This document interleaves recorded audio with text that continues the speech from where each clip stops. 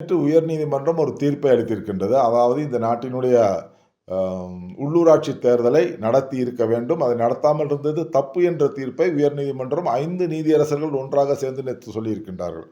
ஆகவே கடந்த காலங்களிலே ஜனாதிபதி அவர்களுடைய பிரஷர் மூலமாக, அழுத்தம் மூலமாக தேர்தல் கமிஷனும் ஏனைய அச்சடிக்கின்ற ஸ்தாபனங்களும் இவருடைய பேச்சை கேட்டு இந்த தேர்தலை நடத்தாமல் செய்வதற்கான ஏற்பாடுகளை செய்திருக்கின்றார்கள். ஆனால் இது பிழை என்பதை நேற்று சுட்டிக்காட்டப்பட்டிருக்கின்றது. அதே நேரத்தில் இதற்கு ஜனாதிபதி அவர்கள் பதிலளிக்கும் பொழுது அவர் சொல்லுகின்றார், தேர்தலை நடத்துவதென்றால் நாமினேஷனுக்கு 2 கிழமை வேணும், தேர்தல் நடத்துவதற்கு 4 கிழமை வேணும்.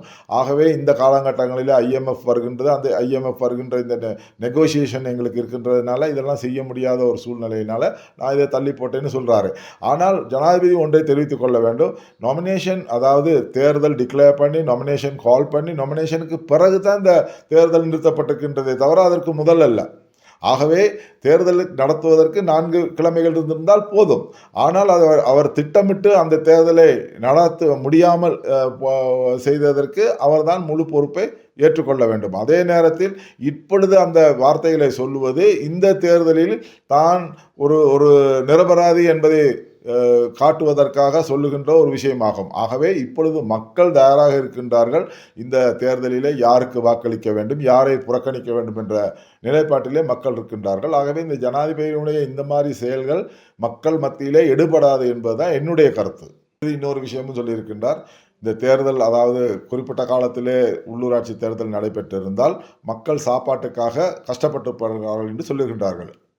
அது அவருடைய பார்வையிலே அவர் இன்று மக்களுக்கு சொல்லக்கூடிய ஒரு விஷயமாக இருந்தாலும், மக்களுடைய எண்ணம் இந்த நாட்டிலே ஒரு ஆட்சி மாற்றத்தை ஏற்படுத்துவதற்கு, அந்த ஆட்சி மாற்றத்தை ஏற்படுத்துவதற்காக அவர்கள் அந்த தேர்தலை நடத்தி இருந்தால் இன்று ஜனாதிபதி அவர்கள் இந்த தேர்தலை போட்டி போட்டிருக்க முடியாது. அதை தவிர்த்து தான் இந்த ஜனாதிபதி தேர்தலிலே போட்டி போட வேண்டும் என்று முன்கூட்டியே அவர் செய்த பல தில்லுமுள்ளுகளில் காரணமாகத்தான் அந்த தேர்தலை தள்ளி போட்டார் என்பது நிரூபமானமாகிறது. சட்டத்துக்கு மீறி செயல்பட்டுகின்ற ஒரு காரியமாகும். நேற்று பிரதான ஒரு அலைவரிசையிலே சொல்லப்பட்ட ஒரு விஷயம், அதாவது மலையக மக்கள் கள்ளு குடித்து விட்டுதான் அல்லது கள்ளு கொடுக்கப்பட்டுத்தான் அவர்கள் வாக்களிக்க வருகின்றார்கள் என்ற ஒரு செயல் ஒரு விஷயத்தை சொல்லியிருக்கின்றார்கள். எங்களை பொறுத்தளவில் மலையக மக்கள் என்பது வெறுமனே சம்பளத்துக்காகவும் இந்த குடிப்பதற்காகவும் இருப்பது என்று சொல்லுவது மிக மோசமான ஒரு செயலாகும்.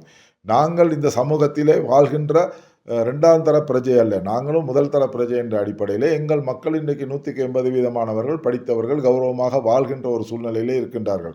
ஆகவே இவர்களை கொச்சைப்படுத்தி பேசுவது அல்லது மலையக மக்கள் என்றால் அவர்கள் ஒரு கூலி வேலைக்கு ஆள்களை அனுப்புவது, வீட்டு வேலைக்கு பெண்களை அனுப்புவது போன்ற தப்பான எண்ண பார்வையோடு எங்களை பார்ப்பதை நிறுத்தி கொள்ள வேண்டும்.